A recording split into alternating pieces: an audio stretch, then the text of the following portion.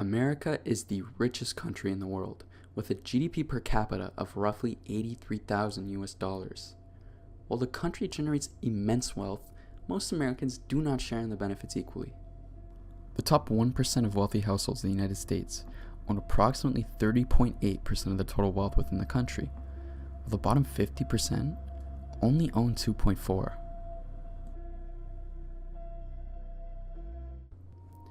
This divide is not new and has been growing for quite some time.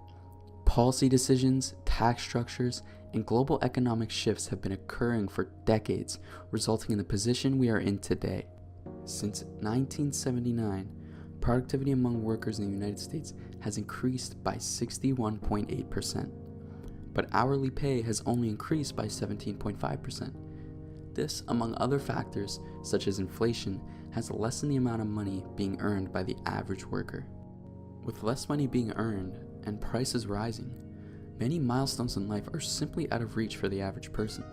Purchasing a home is one of these examples. Home prices have been increasing rapidly due to a few factors, mainly lack of supply due to wealthy investors purchasing large amounts of properties. In 2023, United States investors purchased 26% of all single-family homes within the country. With less housing to go around, competition gets fiercer, making it harder for the average person to afford. Post-secondary schooling is another example of this. Tuition costs more than it ever has, increasing by nearly 180% since 1980. Many young people now only have the choice between taking on large amounts of debt or not going to school at all. With these examples considered, it's not hard to see how these trends are especially hard on younger generations. Millennial and Gen Z individuals are now less likely to own homes, start families, or save money at the same age as baby boomers. In 2022, Pew Research Center found that young adults are more likely to live with their parents than at any time since the Great Depression. This does not come without consequence, especially in terms of mental health.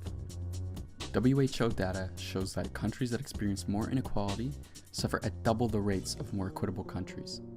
And a large Canadian study showed that adolescents in areas with higher income inequality had a 55% higher chance of developing depression over time. There's a pretty clear link between income inequality and mental health, especially in the younger generations. The promise for upward mobility is slipping away from many, especially that bottom 50%.